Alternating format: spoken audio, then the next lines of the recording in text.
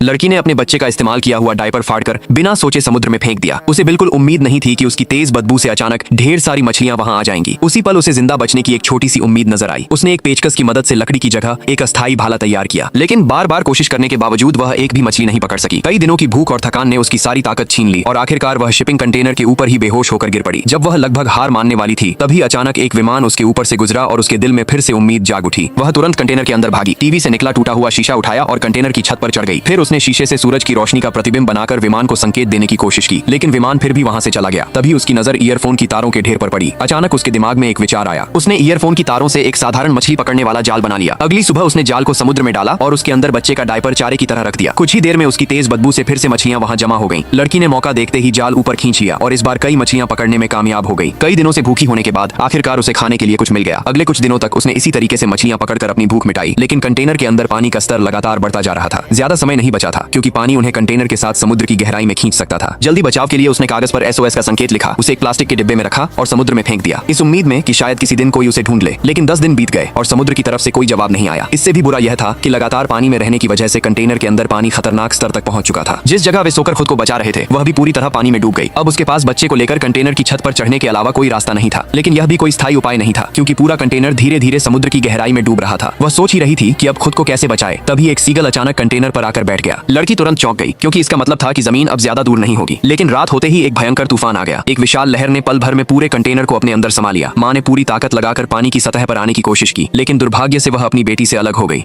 वह लगातार बेटी का नाम पुकारती रही और उम्मीद करती रही कि कहीं से उसकी आवाज सुनाई दे। तभी अचानक एक विशाल व्हेल धीरे धीरे उसकी तरफ तैरती हुई आई। घबराकर माँ उससे दूर जाने लगी, लेकिन व्हेल उसे नुकसान पहुंचाने नहीं आई थी। वह सीधे उस छोटी नाव की तरफ तैर गई जिसमें बच्ची थी और उसने धीरे से नाव पर पानी की तेज धार छोड़ी। ठंडे पानी के कारण बच्ची जोर से रो पड़ी और माँ ने तुरंत अपनी बेटी की आवाज पहचान ली। वह पूरी ताकत से उस आवाज की तरफ तैरने लगी। कुछ ही देर बाद उसे अपनी बेटी मिल गई। पूरी रात ठंडे समुद्र के पानी में बहते रहने के कारण लड़की धीरे धीरे बेहोशी की हालत में पहुंच गई। उसने अपनी बेटी के छोटे से हाथ को प्यार से छुआ, जैसे आखिरी बार उसे अलविदा कह रही हो। फिर उसने अपनी बची हुई सारी ताकत जुटाई और मछली का बचा हुआ मांस समुद्र में फेंक दिया, ताकि खाना ढूंढ रहे सीगल वहां आ सकें। उसकी उम्मीद सच साबित हुई और कुछ ही मिनटों में दर्जनों सीगल उनके ऊपर चक्कर लगाने लगे। थोड़ी ही देर बाद वहां से गुजर रहे एक मछुआरे ने आसमान में जमा सीगल के झुंड को देख लिया। उन्होंने तुरंत नाव की दिशा बदली और उस छोटी नाव की तरफ बढ़ गए। उन्होंने नाव को पानी से बाहर खींच लिया, लेकिन जब उन्हें उसके अंदर एक बच्चा दिखाई दिया तो वे हैरान होकर इधर उधर देखने लगे। तभी उनकी नजर एक रस्सी पर पड़ी जो नाव से बंधी हुई थी। उन्होंने पूरी ताकत से उस रस्सी को खींचा और आखिरकार माँ को भी नाव पर खींच लिया। मछुआरों ने तुरंत उसे बचाने के लिए हर संभव कोशिश शुरू कर दी, लेकिन माँ काफी देर तक पानी में रहने की वजह से बेहोश थी और उनकी तमाम कोशिशों के बावजूद कोई प्रतिक्रिया नहीं दे रही थी। तभी अचानक बच्ची ने बहुत धीमी आवाज में रोना शुरू कर दिया। उस मासूम की आवाज ने जैसे कोई चमत्कार कर दिया और माँ को दोबारा होश आ गया। उसने रेलिंग का सहारा लिया और अपनी सोती हुई बच्ची को देखा, फिर सामने फैले विशाल समुद्र की तरफ देखा। इस बार वह खुशी के आंसू रोक नहीं सकी। अब तो खुद प्रकृति भी इस महान माँ की ताकत के सामने झुकती नजर आ रही थी।